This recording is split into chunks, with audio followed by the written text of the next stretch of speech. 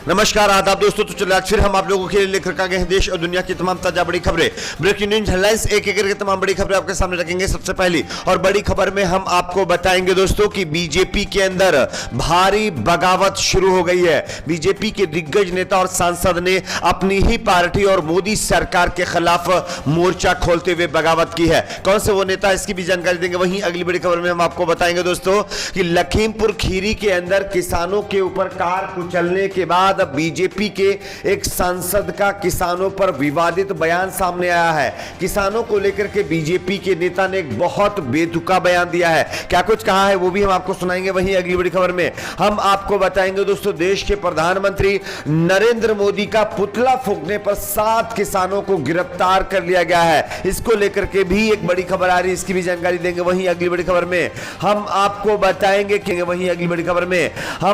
बताएंगे कि दोस्तों दशहरा के अवसर पर आरएसएस के प्रमुख मोहन भागवत का एक और बहुत बड़ा बयान जिस पर विवाद शुरू हो गया है, किस तरह से, इसकी भी जानकारी देंगे। वहीं अगली बड़ी खबर में हम आपको बताएंगे दोस्तों लखीमपुर खीरी के अंदर कृषि कानूनों के खिलाफ चल रहे विरोध प्रदर्शन में जिस तरह से किसानों को कार से कुचला गया, इस मामले पर एसआईटी के हाथ बहुत बड़े सबूत लगे हैं।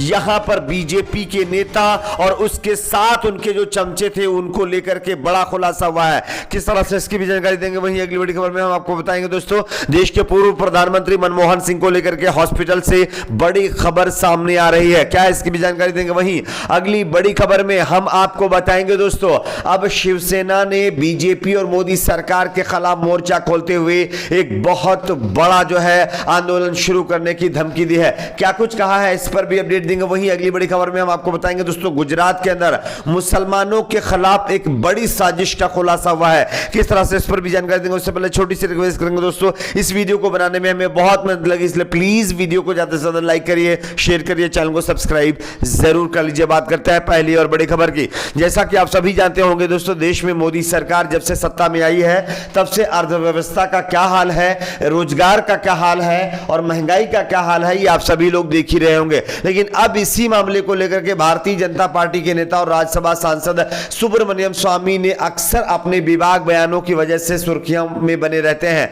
सुब्रमण्यम स्वामी ने मोदी सरकार के उन नेताओं में से एक है जो अपनी पार्टी के नेताओं को निशाने पर लेते रहते हैं।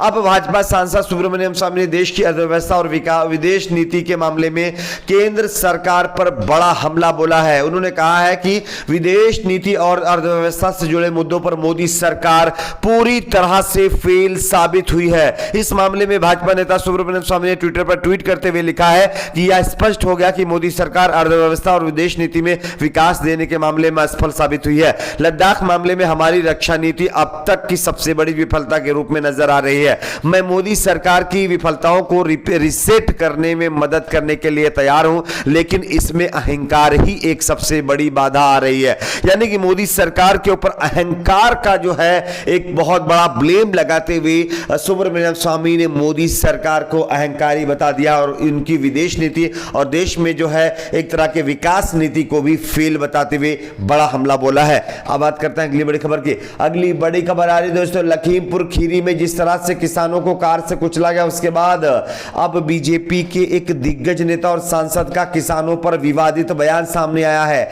आप इस खबर को देख सकते हैं। बीजेपी के राज्यसभा सांसद हरद्वार दुबे ने फिर विवादित बयान दिया है। उनके मुताबिक लखीमपुर खीरी में 3 अक्टूबर को प्रदर्शन करने पहुंचे लोग किसान नहीं बल्कि यानी कि बीजेपी के राज्यसभा सांसद हरद्वार दुबे के मुताबिक जो कृषि कानूनों के खिलाफ धरने पर किसान बैठे हुए हैं वो किसान नहीं बल्कि टेररिस्ट हैं। अब आप समझ सकते हैं मोदी जी कह रहे हैं कि हम किसानों की बहुत इज्जत करते हैं। अगर मोदी जी के नेता और वो इज्जत करते तो इस तरह से किसानों को शायद जो आतंकवादी ना कहते। खैर, इस पर आप लोगों की क्या राय दोस्तों, कमेंट बॉक्स में अपनी राय को जरूर शेयर करिए। बात करते हैं अगली बड़ी खबर की। अगली बड़ी खबर आ रही दोस्तों आगरा के अंदर प्रधानमंत्री नरेंद्र मोदी और अमित शाह का पुतला फूंकने पर 7 किसानों को गिरफ्तार कर लिया गया है। आप इस खबर को देख सकते हैं। जानकारी के मुताबिक आगरा के रामबाग चौराहे पर लखीमपुर खीरी प्रकरण को लेकर के विरोध जताना भारतीय किसान यूनियन लोक शक्ति के पदाधिकारी और कार्यकर्ताओं को भारी पड़ गया है। जानकारी के मुताबिक पुलिस ने शुक्रवार को 7 पदाधिकारियों को गिरफ्तार कर लिया है। वह प्रधानमंत्री का प्रतीकात्मक पुतला फूंकना चाहते थे।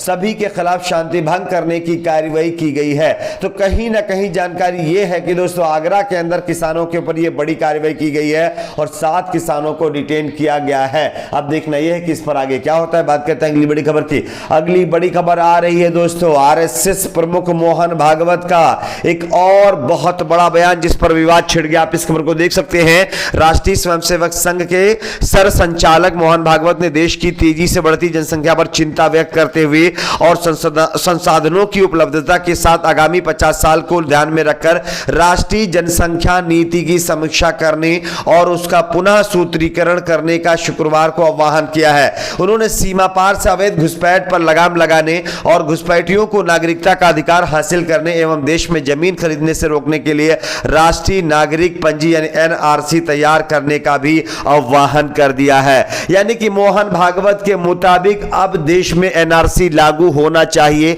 यह सीधे तौर पर मोदी सरकार से मांग कर दी है। अब देखना यह होगा कि 5 राज्यों में होने वाले विधानसभा चुनाव से पहले इस तरह की मांग मोहन भागवत की कितनी वाजिब है और इसका असर कितना होता है। बात करते हैं अगली बड़ी खबर की। अगली बड़ी खबर आ रही है दोस्तों, लखीमपुर खीरी में जिस तरह से तिकुनिया के अंदर किसानों को कार से कुचला गया, इस मामले पर अब एसआईटी ने एक बहुत बड़ा खुलासा किया है। आप इस खबर को देख सकते हैं। लखीमपुर खीरी कांड की जांच कर रहे विशेष जांच दल एसआईटी के हाथ शुक्रवार को बड़े सबूत लगे हैं। एसआईटी ने अब जो है यह दावा किया है कि आरोपी अंकित दास के फ्लैट से हथियार बरामद किए गए हैं। अब एसआईटी की टीम पता लगा रही है कि लखीमपुर हिंसा के दौरान आरोपी के पास ये हथियार मौजूद थे या नहीं। अगर आरोपी के पास हथियार थे तो ये क्या घटनास्थल पर इन हथियारों से गोलियां चलाई गई हैं, ये बहुत बड़ा सवाल बनता है दोस्तों। अभी तक बीजेपी के नेता और तमाम कार्यकर्ता ये कह रहे थे कि हमारे कार्यकर्ता बेकसूर हैं, लेकिन अंकित दास जो आशीष मिश्र उर्फ मोनू का